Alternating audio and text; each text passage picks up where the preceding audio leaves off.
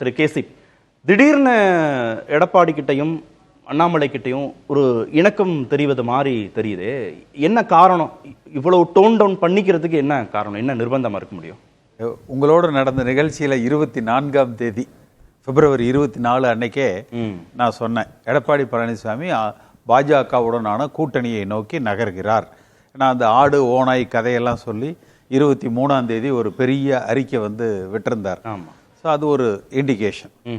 அப்போ அவர் பாஜகவுடனான கூட்டணி, அது இரண்டு விஷயங்கள். ஒன்று, அவரது உறவினர்களுக்கு நடந்த அழுத்தம். அடுத்து, அவரை சுற்றி பயணிக்கிறவர்கள் யாரும் உறவினர்களுக்கு நடந்த அழுத்தம், எடப்பாடி பழனிசாமி அவர்களது உறவினர்களுக்கு இருக்கிற அழுத்தம். அடுத்து, எடப்பாடி பழனிசாமியோடு பயணிக்கிற மற்ற முன்னாள் அமைச்சர்கள், அந்த இரண்டாம் கட்ட தலைவர்கள், எடப்பாடி பழனிசாமி சிறந்த பேச்சாளர், இல்லை மக்களை கவரக்கூடியவர், இல்லை சிறந்த மக்களின் நம்பிக்கையை வாக்குகளாக பெறக்கூடியவர் என்பதற்காக அவரோடு பயணிக்கல. வம்பு வழக்கு இல்லாமல், பிரச்சனை இல்லாமல், அது திமுக கிட்டேருந்தையும் காப்பாற்றிடுவார், பாஜக இருந்து காப்பாற்றிடுவார்னு ஒரு சேஃப் ஹெவன், ஒரு பாதுகாப்பான அடைக்கலம், அதில் எல்லோரும் ஒன்றா இருக்கிறாங்க. அதுதான் 4 ஆண்டு காலமாக நடந்திருக்குது. ஆனால் இப்போ எடப்பாடி பழனிசாமி எடுக்கிற முடிவு பாஜகவுக்கு எதிராக இருந்தால் அவர்கள் எடப்பாடி பழனிசாமியை தனிமைப்படுத்துவதற்கு எல்லோருமே தயாராயிட்டாங்க. ஏன்னா அவர்களுக்கு அவர்களது பாதுகாப்பு முக்கியம். இரண்டாம் கட்ட தலைவர்கள் எல்லோருமே எடப்பாடியை தள்ளி வைக்க பெரும்பாலானவர்கள்னு வச்சுக்கலாம். வேணா CV சண்முகத்துக்கு அதில் உடன்பாடு இல்லாமல் இருக்கலாம், ஜெயக்குமாருக்கு உடன்பாடு இல்லாமல் இருக்கலாம், அது போன்ற சிலர் இருக்கலாம். பட் பெரும்பாலான அந்த முன்னாள் அமைச்சர்கள் அதற்கு உடன்பட்டு இருக்கிறாங்க. அப்ப எடப்பாடி பழனிசாமி தனிமைப்படுத்தப்பட்டு விடுவார் என்பதை அவர் உணர்ந்து கொண்டார். சரி, இப்போ ஒத்துக்கிட்டாரு பாஜக கூட்டணிக்கு திரு EPSனா அவதூறு வந்திருக்கு பாஜக தரப்புல இருந்து, அதன் தலைவர் தரப்புல இருந்து அவமான சொற்களை அவங்க கேட்டிருக்கிறாங்க. இவ்வளவுக்கும் பதில் சொல்லியிருக்கிறாங்க. திரு அண்ணாமலைக்கு எதிராக தீர்மானம் போட்டிருக்கிறாங்க. ஒரு மதச்சார்பற்ற தலைவராக திரு EPS தன்னை முன்னிறுத்தணும் அப்படின்னு இந்த தேர்தல் எல்லாம் கடுமையா முயற்சி பண்ணார். இது எல்லாமே சிக்கலுக்கு உள்ளாகுமே, இது எல்லாமே நெருக்கடிக்கு உள்ளாகுமே. எடப்பாடி பழனிசாமி அவர்களே தலைமை கழகத்தில் வச்சு, இது நான் எடுத்த முடிவு அல்ல, எடப்பாடி பழனிசாமி எடுத்த முடிவு அல்ல, 1.5 கோடி தொண்டர்கள் எடுத்த முடிவு, கட்சியின் செயற்குழு எடுத்த முடிவு, பொதுக்குழு எடுத்த முடிவு, தீர்மானம் போட்டாங்க, தலைமை கழக நிர்வாகிகள் எடுத்த முடிவுனாரு. இப்ப யாராவது தீர்மானம் போட்டு கொடுத்துருக்காங்களா என்ன அவர்கிட்ட? இல்ல, யாரும் கொடுக்கல. ஆனா அவரே என்ன சொல்றாரு, கூட்டணி குறித்து தலைமை முடிவு செய்து கொள்ளும் என்று சொல்லிருங்க, யாருமே பேசாதீங்க என்று அதை தன் கையில அவர் எடுத்துக்கிறார். அப்ப அவருக்கு தெரியும், இதற்கு இவர் உடன்படாவிட்டால் இவர் தனிமைப்படுத்தப்பட்டு விடுவார் என்பதை அவர் உணர்ந்து கொண்டு இருக்கிறார். ரெண்டு தரப்புக்கும் வின்வின் மெத்தடா? அதிமுக பாஜக கூட்டணியில இரண்டு தரப்புக்கும் லாபம் இருக்கா? பிரசாந்த் கிஷோர் நேர்காணல்ல என்கிட்ட என்ன சொல்றாருன்னா, பிரசாந்த் கிஷோர், அதிமுக பாஜகவோட கூட்டணி வச்சுக்கிட்டா பாஜகவுக்கு தான் லாபம், பாஜகவோடு எந்த கட்சி கூட்டணி வச்சுக்கிட்டாலும் பாஜகவுக்கு தான் லாபமே தவிர கூட்டணி வச்சுக்கிற கட்சிகளுக்கு லாபம் இல்லைன்னா இதுல என்ன இவங்களுக்கு ரெண்டு தரப்புக்குமான வின்வின் மெத்தடா என்ன அமைய போகுது? கூட்டணி அமைஞ்சாலும் ஒருவேளை ஒன்றுபட்ட அதிமுக அமைக்கப்பட்டு அந்த ஒன்றுபட்ட அதிமுக பாஜகவோடு ஒரு கூட்டணி அமைத்தால் சென்ற 2021 தேர்தலில் வாக்கு வித்தியாசம் வெறும் 3%. இன்றைக்கு அந்த ஆன்டி இன்கம் அந்த தப்பான டேட்டா சொல்லாதீங்க, இன்றைக்கு இருக்கிற அந்த ஆன்டி இன்கம்பன்சி இருக்கு. அடுத்து விஜய் பிரிப்பதில் திமுகவினுடைய வாக்கு வங்கி குறையும். அப்ப அதுல வெற்றி வாய்ப்புகள் அதிகமாக இருக்கலாம். ஆனா இது அந்த ஒன்றுபட்ட அதிமுக இருந்தால், ஆனா EPS தான் ஒரு டிமாண்ட் வைப்பாரு, பாஜகவுடன் கூட்டணிக்கு கூட நான் தயாரா இருக்கேன், ஆனா சசிகலா டிடிவி OPS உள்ள கொண்டு அகாமடேட் பண்ண நான் தயாரா இல்லைன்னு ஒரு டிமாண்ட் வைப்பாருன்னு வச்சுட்டாரு. அது வெப்பாருன்னு ஒண்ணு இல்ல, வச்சாச்சு. எந்த ஒரு சூழ்நிலையிலும் அவர்களை கூட்டணிக்குள்ள நான் எடுத்துக்க, பாஜகவுடன் கூட்டணிக்கு தயாரான இல்ல, அவர்களுக்கு பாஜகவும் அகாமடேட் பண்ணக்கூடாது. NDA மூலமாகவும் இந்த 3 பேர் உள்ள வரக்கூடாது. பாஜக அதுல தினகரனுக்கு மட்டும் அடுத்த நாடாளுமன்ற தேர்தல் 29 நடந்ததுன்னா பாஜக சீட்டு கொடுத்துக்கலாம். இந்த தேர்தலில் தினகரன் அவர் போட்டியிட மாட்டேன்னு சொல்லிட்டாரு. ஓபிஎஸ், சசிகலா இவர்களை எல்லாம் வந்து விட்டுறணும். அப்படியே இப்ப சென்ற 21 சொன்னாங்கல்ல, சசிகலா அவர்களை வந்து நீங்க ஒதுங்கிருங்க. அது போல வந்து ஓபிஎஸ்க்கும் சொல்லிடணும், சசிகலா அவர்களுக்கும் சொல்லிடணும். இதுதான் எடப்பாடி பழனிசாமி பாஜக இடத்துல இவர் சொல்லியிருக்கார். அப்ப கூட்டணிக்கு வாங்கன்னு பாஜக தான் அதிமுகவுக்கு இபிஎஸ்க்கு அழுத்தம் கொடுக்கறாங்களா? கட்டாயம் வந்து தீரணும் அப்படின்னு அவங்க தான் அழுத்தம் கொடுக்கறாங்க. இபிஎஸ்க்கு விருப்பம் இல்ல பாஜகவோட. எடப்பாடி பழனிசாமியோடு சுத்தி இருக்கிறவர்கள் நீங்க போறீங்களா இல்ல நீங்க இல்லாம நாங்க போறதா? கூட்டணிக்கு நீங்க போறீங்களா இல்ல நீங்க உங்க தலைமை இல்லாம நாங்க போயிடுறதா? தலைமை இல்லாம என்ன, இவரை தலைமை பொறுப்பிலிருந்து எடுத்துட்டு ஒரு தலைமை மாறுதல் ஏற்படுத்தி கொள்வதா? அப்ப இந்த சூழ்நிலையில எடப்பாடி பழனிசாமி வேற வழி இல்ல. இப்ப பாஜக கூட்டணிங்கிற ஒரு முடிவை எடுக்கிறத தவிர திரு இபிஎஸ்க்கு வேற வழி இல்லையா? இல்ல, வழி இல்லைன்னா அவர் அப்படி சொல்லி அனுதாபம் தேடிக்க முடியாது. இதற்கு முழு முதல் குற்றவாளி எடப்பாடி பழனிசாமி தான்.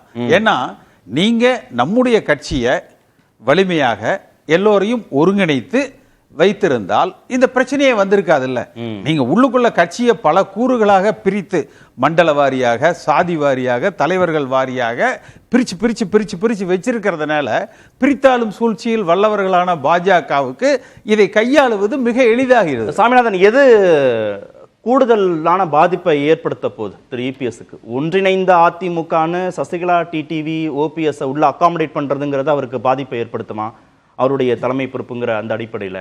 இல்லை பாஜகவுடன் கூட்டணின்னு வச்சுக்கிட்ட பிறகு அவர் வந்து அதற்கான ஜஸ்டிஃபிகேஷனை கொடுக்கணும்ல, ஏன் நான் பாஜகவோட வச்சுக்கிட்டேன், இதற்கு முந்தைய தேர்தல்களை ஏன் நான் வச்சுக்கலன்னு அவர் கொடுக்கக்கூடிய விளக்கத்தினால ஏற்படக்கூடிய பாதிப்பா, எது அவருக்கான கூடுதல் பாதிப்பா இருக்க போகுது?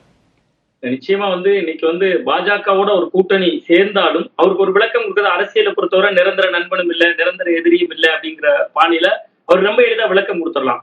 ஆனா இங்க வந்து அவர் வந்து ஓபிஎஸ், டிடிவி, சசிகலா அவர்கள் போன்றவர்கள் எல்லாம் உள்ள வருகிறப்ப அவர் வந்து தன்னை வந்து ரொம்ப ஒரு நெருக்கடிக்குள்ள அது நம்மளை ஆக்கும் அப்படிங்கறத அவர் ரொம்ப நம்புறாரு. இதுல கே.சி. பழனிசாமி சார் அவர்கள் குறிப்பிட்டதை போல இரண்டாம் கட்ட தலைவர்கள் இன்னைக்கு எல்லாருமே வந்து பாஜக கூட்டணி விரும்புறாங்க. ஏன்னா எல்லாருக்குமே வழக்கு நடவடிக்கைகள் அதிகமான அளவுல இருக்கு. அமலாக்கத்துறை விசாரணை வளையத்தில் இருக்காங்க.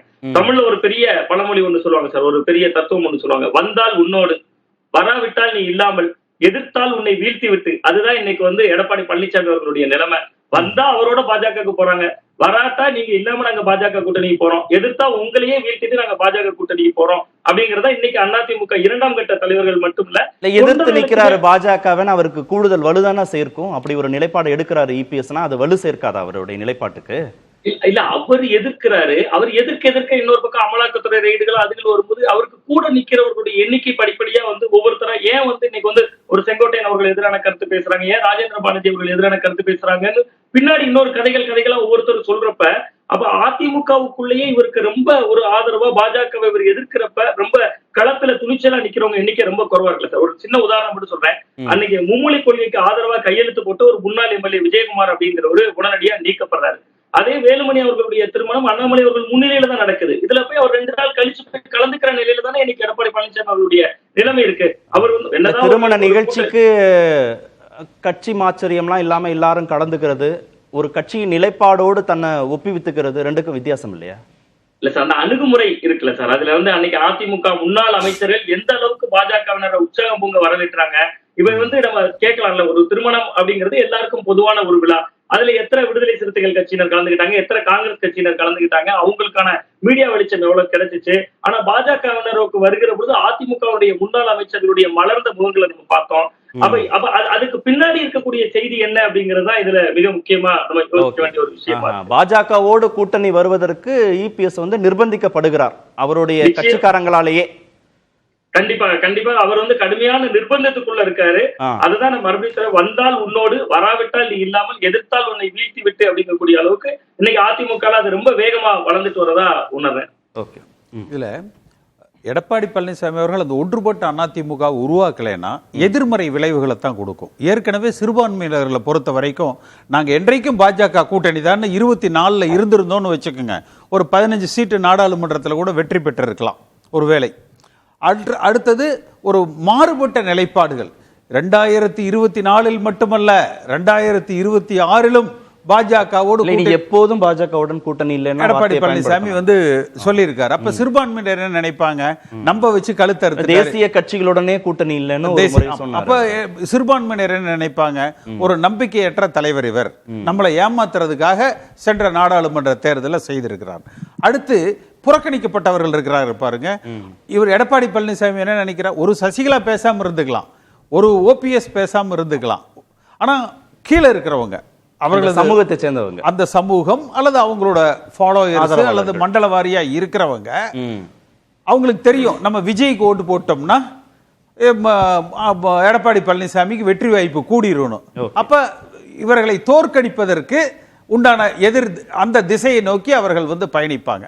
அப்ப இது வந்து எதிர்மறை விளைவுகளை தான் கொடுக்கும். இது நல்ல அரேஞ்ச்மெண்ட் எப்பன்னா அந்த ஒன்றுபட்ட அதிமுக என்று உருவாக்கப்பட்டால், அதோட போய் பாஜக சேர்ந்துக்கிட்டா எல்லாத்தையும் சரி செஞ்சிட முடியுமா?